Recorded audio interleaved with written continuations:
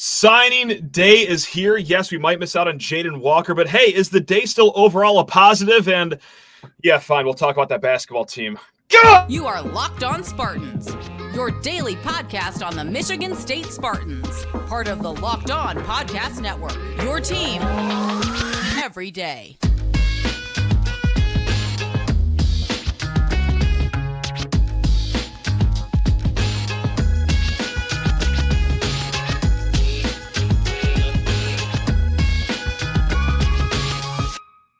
Today's episode of Locked On Spartans is brought to you by Gametime. Download the Gametime app, create an account, and use code LOCKEDON for $20 off your first purchase.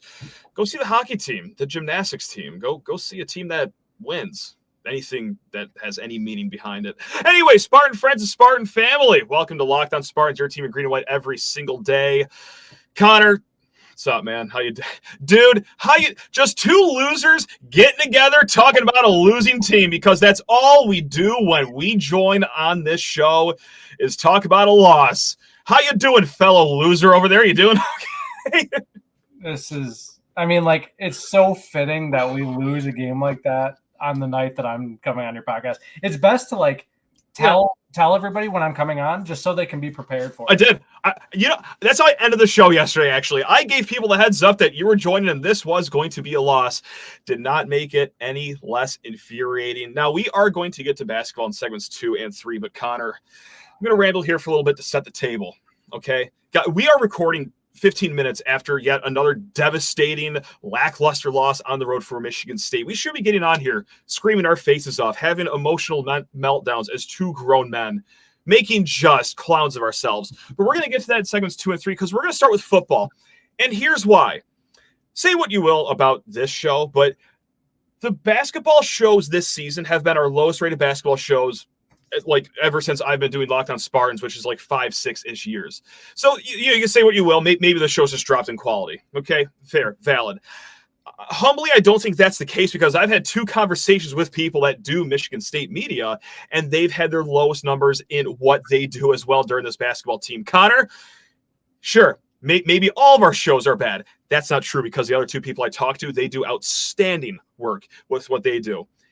I think what we can hypothesize is that there is a massive wave of apathy around this basketball team. This is the 4th year in a row of this nonsense. People are sick and tired. And quite frankly, all the healthy individuals, the ones that can separate their emotions from college sports, they don't by and large don't really care anymore. They might tune in during March, but no, us sick people, me, you, the listeners and the viewers right now, the people that have an unhealthy relationship with this team, yeah, we still care. But by and large, most people care about football recruiting. So, Connor, that's where we're going to start. We're going to start with the sport that, the greater good actually does care about. So, it's signing day, Connor. Happy signing day. Woohoo. Jaylen Brown, wide receiver out of Texas, he'll sign. Martin Connington, kicker out of Idaho, he'll sign. It's going to be a hoot and a half. Mike Schonbeeler out of Chicago, he's going to sign. But, hey, Connor, Jadyn Walker out of Portage Northern. It looks like he will be going to USC. He committed to Michigan State infamously, 12 hours before the whole Mel Tucker story broke. It's just one linebacker. Yes, one that we obviously want. Michigan State was fighting very hard to keep him. But the offseason's not totally tanked, right? This signing day still is a positive, in my opinion. And I'll finally let you talk. How do you view this signing day for Michigan State football? Walker must have known that we were having a podcast tonight, so he had to flip his commitment last minute. I like the class overall. I think Smith did a really good job of building slowly, piece by piece, with a month and a half until, I guess he's had 2 full months, but 2 months till signing day, where he went from the 90 range and they're in the 30s now. I can't complain about that. Yeah. That's a typical.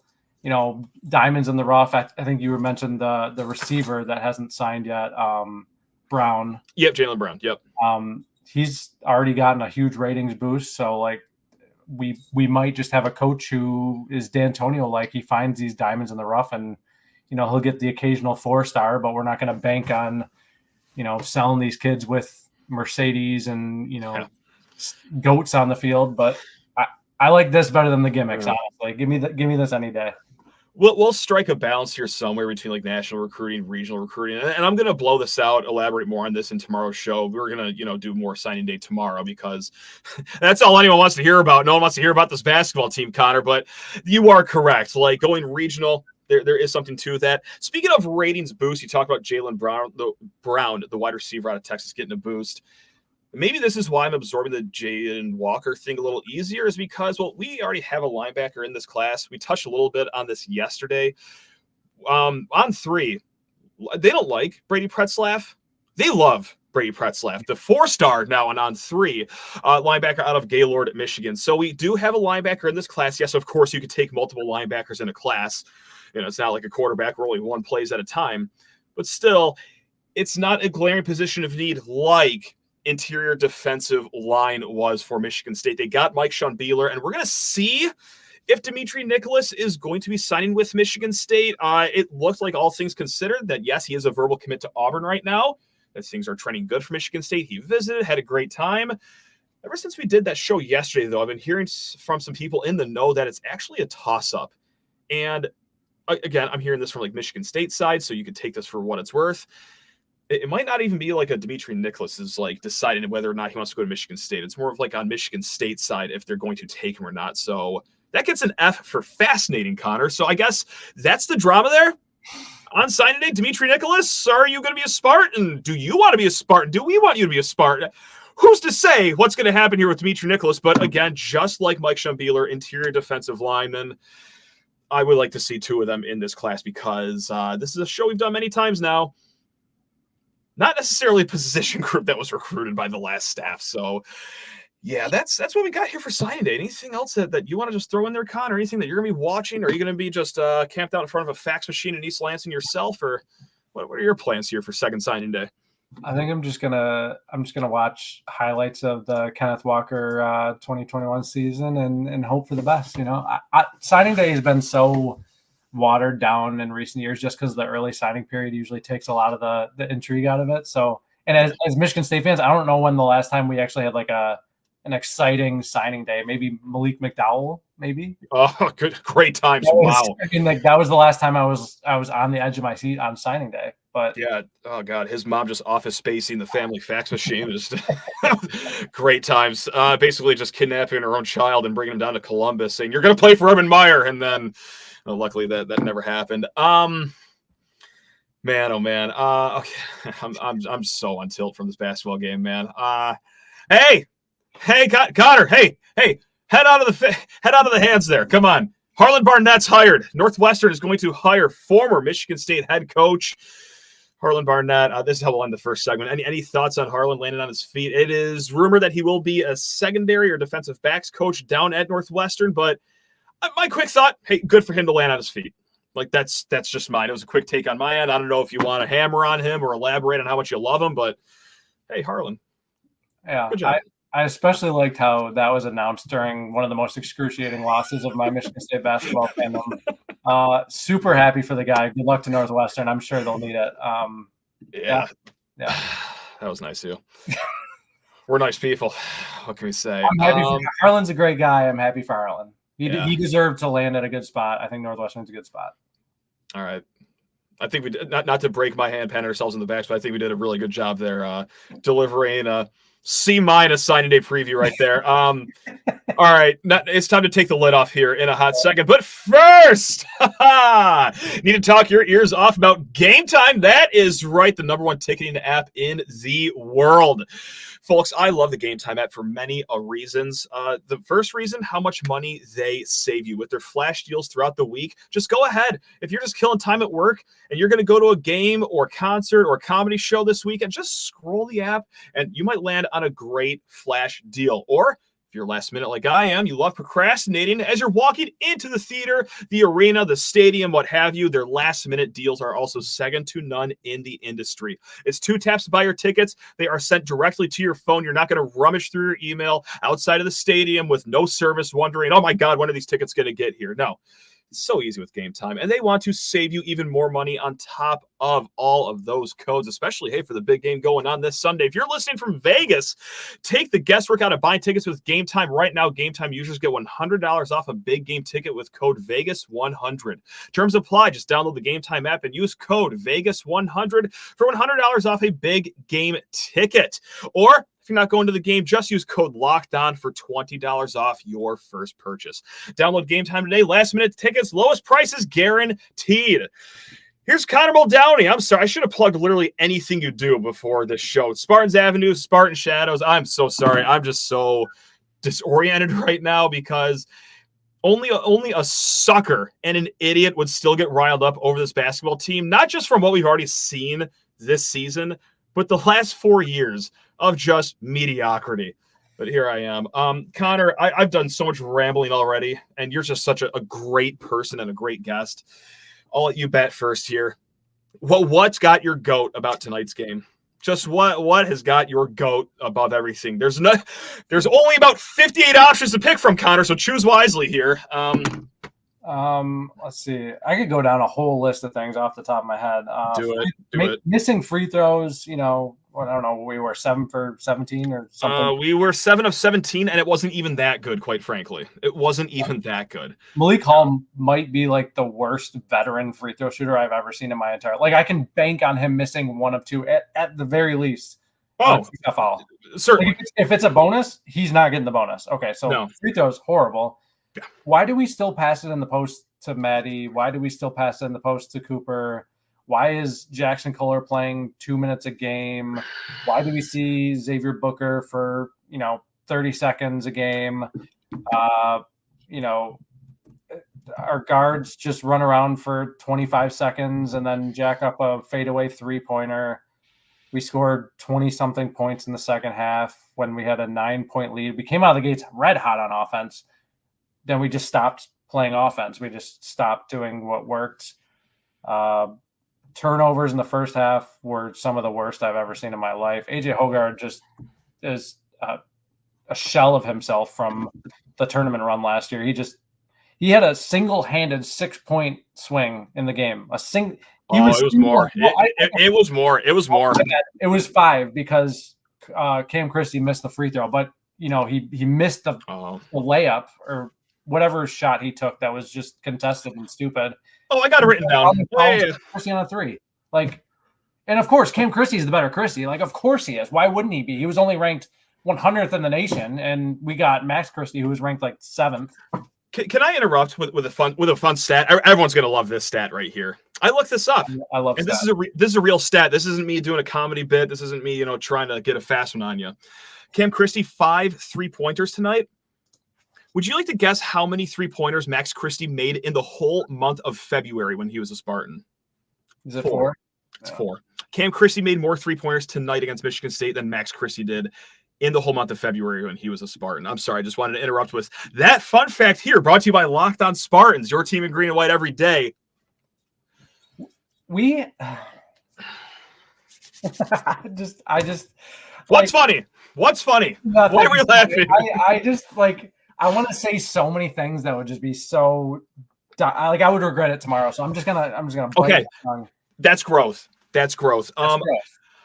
Mind if I take the wheel? Because you brought up some points. Yeah. You brought up some points that I want to hammer on. And, let's start with Malik Hall, a guy that I've been very vocal in praising so far.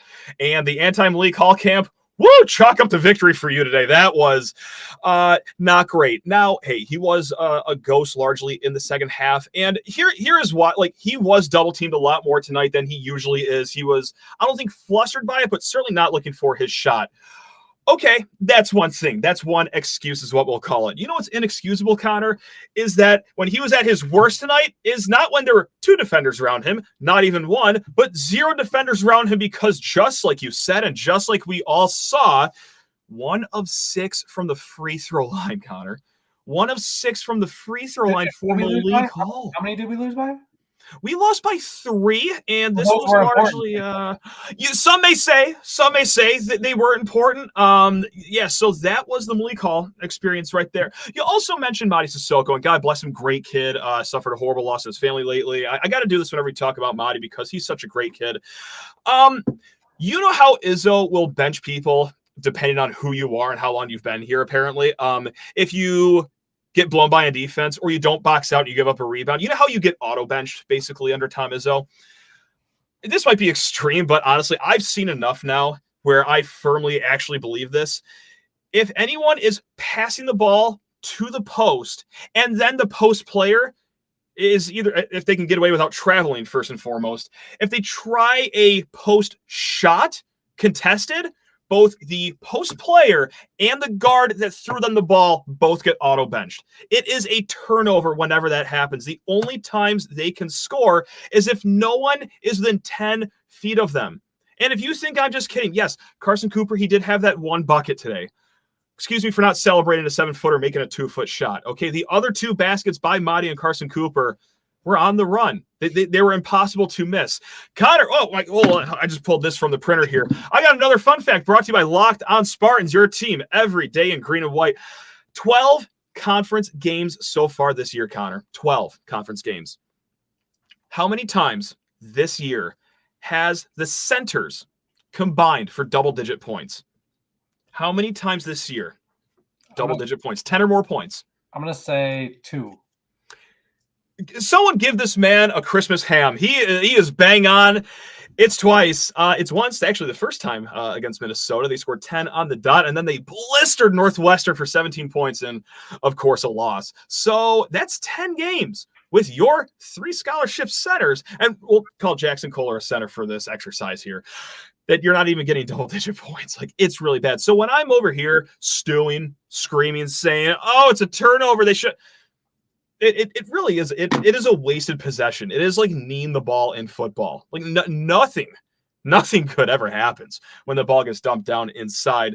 Now let's focus on the man of. Why are we still passing the ball to the post? Like, honestly, that's the thing. When Yes. Jackson Kohler is not on the floor, why are we giving the ball? Because Maddie thinks he's prime Shaq when he gets the ball. Dude, he never passes out, and he's always taking a contested fadeaway hook shot that comes a foot short every single short.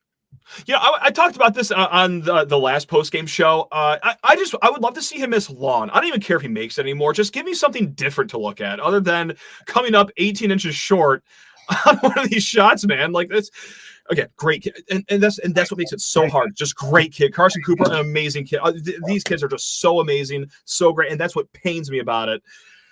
But we're doing a college sports show where it's time to have an honest dialogue here. And again, I do this all the time when we talk about them. It goes back to the coaching staff for having those be your centers that you're going into the season with. I think I could have told you that this was the Madi that you were going to get all season. I think I could have told you that, hey, maybe focusing so much on the 0-star as a sophomore to be like your main guy if Madi doesn't work out, maybe not the best idea. And then Jackson Kohler, get the whole injury, makes it very interesting. But look, it's not like this guy was averaging 14 and 8 last year. It's just not too surprising of a season to see from him so far. Again, his career's not over. The injury did set him back. We're going to give Jackson somewhat of a pass here, but goes back on the coaching staff. Do we know if he has a foot? Like, we haven't even seen him play. Like, did he have a foot amputated? Is that why he's not playing? Honestly, is he an amputee? Oh, is he playing on a peg? I quite frankly, I'm fine with it. Hold on. How many did he played 5 minutes? Quite frankly, I'm 5 fine with minutes. Playing 5 minutes. I'm fine. To me, that's 5 minutes too much. Like, it's just he missed so much developmental time, and like it's not winning. It's winning time right now. On offense, like we don't have a guy who can just take the ball and back someone down unless it's Malik Hall. No, it was Malik Hall until he's double teamed, and then the whole game plan goes. I mean, that's your blueprint for the rest of the season, by the way, for MSU opponents. Just double team Malik Hall and. There goes the scoring options down low for Michigan State. Uh-oh. There we go. We're going to get to the man of the hour here in a second. That would be your senior point guard, AJ Hoggard. We're just doing a full circle show right now, Connor, because I remember doing this after the James Madison game. Wondering where you were, AJ. Well, Oh, he was here all right. And you said it was a 5-point swing. Connor, I think that was way too kind to AJ Hogard. But first, I'm keeping you on the screen for this one. I'm sorry. First, you need to talk your ears off about FanDuel Sportsbook, America's #1 sportsbook. Connor, are you watching the Super Bowl this Sunday? If I have to. Yeah, that's kind of my attitude towards it. But you know what's going to get me to that television, Connor, is the wagers I will be making courtesy of FanDuel. Now, if you're like me, Super Bowl Sunday is all about scoring the best seat on the couch, grabbing some of your favorite football snacks, and placing some super bets. That is right. Sam Darnold, 200-1 to an MVP this Super Bowl Sunday. That's right. So, hey, Brock Purdy, he gets detonated, blown to smithereens in the first quarter of the game, and then Sam Darnold comes in, throws 3 touchdowns, $1 to win 200 smackaroos. That is right. Now, that's asking a lot here. If you're a new customer, getting $200 in bonus bets is a little easier than that. If you're a new customer, if your first bet of $5 or more wins, you get $200 in bonus bets. Now, not only can you bet on MVP and who will win the Super Bowl, how many points will be scored, but there are so many other props out there. If you just have to kill time at work tomorrow, just take 10, 15 minutes and peruse all the props over at FanDuel. It is the best sportsbook out there. Just visit FanDuel.com/lockedon to sign up. That's FanDuel.com/lockedon. Make every moment more with FanDuel, an official sportsbook partner of the NFL. Back to talking NCAA basketball with my near-dear loser of a friend, Connor Muldowney, because we're just 2 losers in a giant loser pea pod. Because all we do is talk about Michigan State when they lose. I swear to God. When was the last time we talked after a win, honestly? Bro, there's a 404 error not found. It's like we don't do it. They could have Holt High School on the schedule. I say, hey, Connor, do you want to join for that post-game show? And it will be Holt 68, MSU 50. Like, it's whatever. Enough about us. We need to talk about AJ Hogard, and this is a guy that, yeah, we've been pretty hard on sometimes this year. We've also sung his praises the 4 times it's been worth doing so. But here's a conversation that all fan bases do, of any sport really, is that this team can only go as far as blank takes us. And I think, ring-a-ding-ding, we got our answer tonight because Tyson Walker exits the game with his groin injury, which, by the way, once again, another episode where we should be singing Tyson Walker's praises, set the Tom Izzo era record for most games consecutive in double digits with 34 games. But just another game that's a loss. I'm not going to talk about him at all, because do you know how far this team goes, Connor? It's as far as AJ Hogard takes them. And we just learned because, Tyson, he's gone. AJ, buddy, it's your team. Mr. 23-year-old senior point guard that's upset he wasn't on the Bob Cousy watch list. It's your time to guide this team to a victory with a 9-point lead when Tyson Walker left. And here is what happened. Break an 18-footer with 16 seconds left on the shot clock. Shooting foul at the other end. Another bricked 18-footer, and then another shooting foul. This one was on a 3-pointer, and he got lucky it wasn't a 4-point play, and then chased it with a layup miss that didn't even graze the rim, Connor. Hey, it's AJ time, baby. Guys, I'm not even talking about the end of the game free throws, because quite frankly, every single person that has a brain knew that all 3 of those were not going in. I texted my group chat immediately, and I said 2 of 3 is a lock right now. Of course, that last one was clanking off. We're looking for a serious point guard to make that kind of a play at the end of the game. And then the missed layup at the end of the game. What else did you expect? So that's how far the team can go as far as AJ takes. And because we've seen Tyson have great games that ultimately fall in losses because he needs a wingman. And it should be AJ, Mr. Note-taking. I'm not on the Cousy watch list, Hogard, but here we go. That's. I know it took a while for us to get to him, and I know this is very mean, but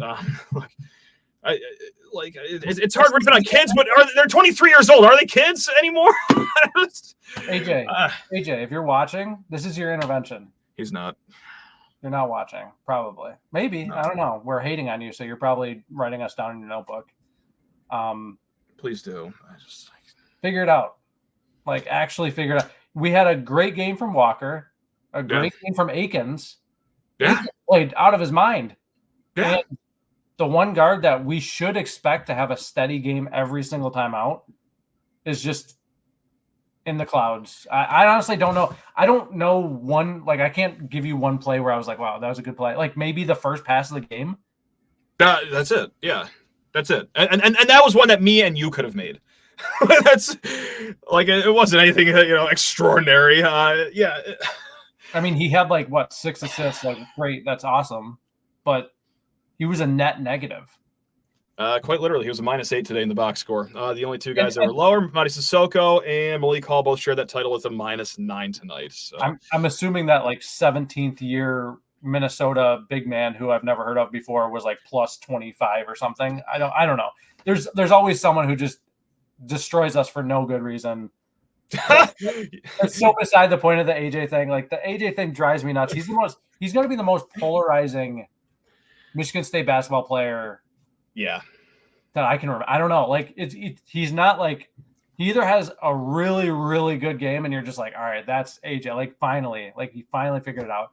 Or he has these games where you're just like, is he for real? Like, is he for real? That was don't need the 18-footer with 16 seconds left on the clock. You've never been that kind of a shooter. You'll never be that kind of a shooter. I don't know what we're doing with that shot. Like, the missed layup. Okay, like, I'm just piling on, adding that because that is his game, attacking the rim, and sometimes they fall, sometimes they don't. But like, what? Like, I feel like was it Patrick Ewing that was a Georgetown coach when he was like, "When have you ever shot that shot? When have you ever shot that shot in your entire life? Like, when have you ever made that shot in your entire life?" Like, when the shot is running down, the odds of him shooting a contested like 15-footer are like -10,000. That's the thing. It wasn't even at the end of the shot clock for these two instances, right when Tyson hit the bench. I'm sorry, I let out a cackle when you mentioned Parker Fox, the 7th-year senior, because he had the highest plus-minus. He was +11, led the game. So yeah, of course, it wasn't just your eyes. That was. Well, and he averaged what, 3 and 2? Yeah, that makes sense. No kidding, dude. So like, I don't know. That's AJ Hoggard just special right there. And I feel ridiculous. It's the definition of insanity, doing the same thing over and over again, expecting different results. But yeah, of course. Connor, I think I put my thumb on it of why this hurts. And no, it's not because that we're just both mentally unhinged individuals that care way too much about college sports. Like, that's totally not it. That's totally not it. No. And I know why this hurts, even though before the season, I circled this game and I said, that's probably your loss. Random 9 p.m. game in the middle of February on the road. Now, granted, I thought it'd be like our 5th loss of the season. So like, I wasn't going to be this upset about it. But here's why I am this upset about it, Connor. It's because I think this was like the last bastion of hope this week. That road win at Minnesota, well, not a tournament team, although they might be now after this game, and then a home win against top 10 Illinois. Like, that is the pair of games. You win both of those off the heels of, a pretty nice run that Michigan State's been on the last 4 or 5 games, is that then you can see or talk yourself into a March run coming.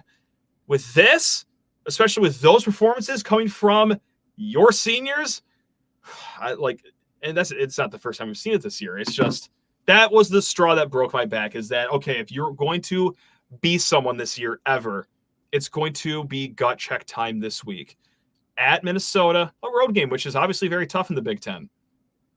That's been very clear to us. And then a nice home win against top 10 Illinois. You win both those games, which, by the way, you're going to be favored in about 4 in both of those games like they were today. And then we can start believing. I think that's why it hurts. It's because, but belief has just flown out the window now for me. I will crawl back by the time March starts. Don't get me wrong, because I'm an idiot. I'm a sucker. I'm a loser. But like, for now, like, as I'm rationally thinking, like, I know that nothing's going to happen this year.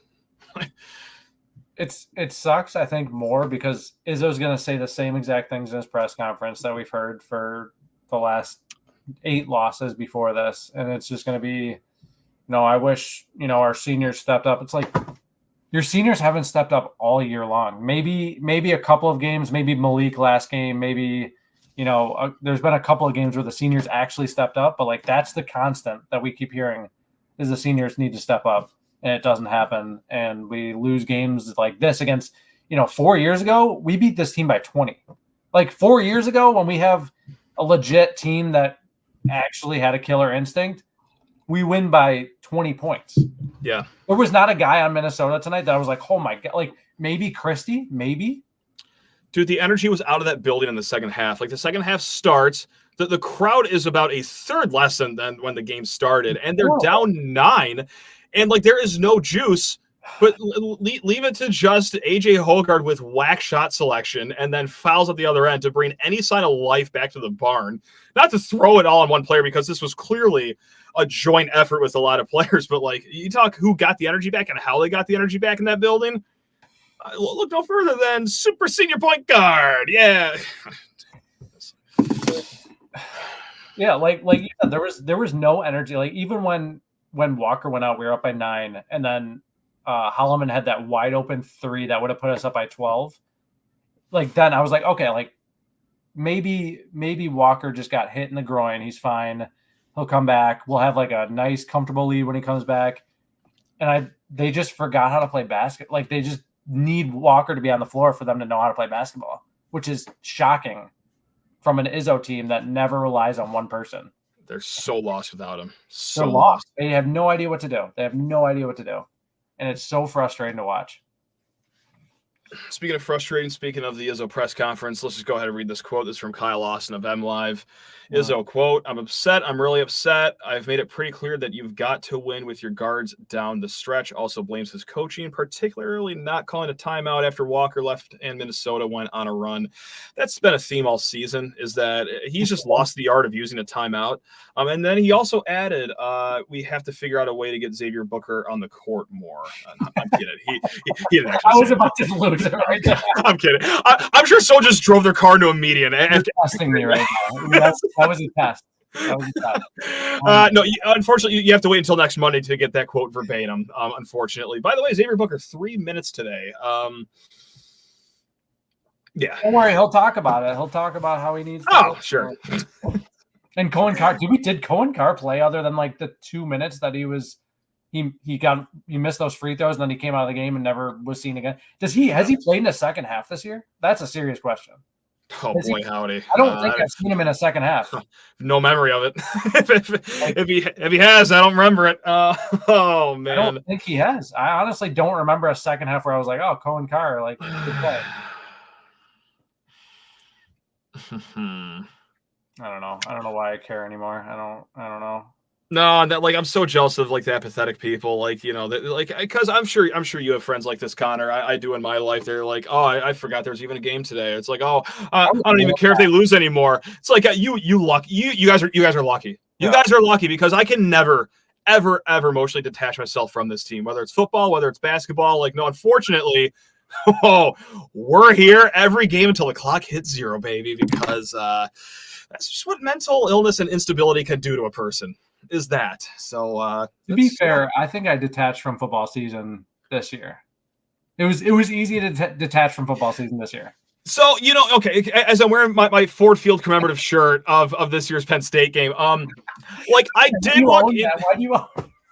Dude, because outside the stadium they were selling for $5. I was like, you can't get anything for $5 in the year of our Lord 2023 anymore. So of course I bought the Ford Field shirt. But no, you were like, I did go into like that game, the Ohio State game, like with like not even feeling anything, but it's like I know I'm gonna sit down and watch this entire game and then like have thoughts afterwards. But yeah, I don't know. It's been a really weird stretch of months here at MSU fandom, and I'm sure a lot of people can agree with this. That's going to be like a one of one shirt in like 10 years. Nobody in the world is going to hold that shirt. Like the guy who bought these and was selling these outside of Ford Field, like probably was going to charge $40 for these. Like they were just going to just absolutely make hay on. They were going to retire off these shirts, and then. What was the final score of that game? It was like 99-0. It was not close. I can't believe someone actually owns a shirt. Like, I give you props for even spending $5 on that. That's the day I want to forget for sure. You can't celebrate the good times as hard if you weren't there during the bad times. And this is living proof that I was there in person for the bad times. Just a Ford Field Penn State. Screw a bull shirt. Who needs a bull shirt when you got Ford Field? Spartans. That is insane.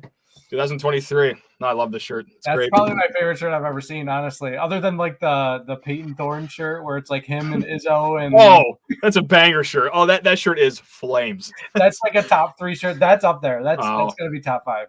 And an 8, 2, or 3. That is a 1A shirt. Well, now that we've gotten off on a tangent here, anything else you want to rail on before we just go and enjoy the rest of our days here in East Lansing? No. Not really. I wish I had more energy to give you. This team just. Oh, just you being here is honestly enough. I can't believe you keep coming on here.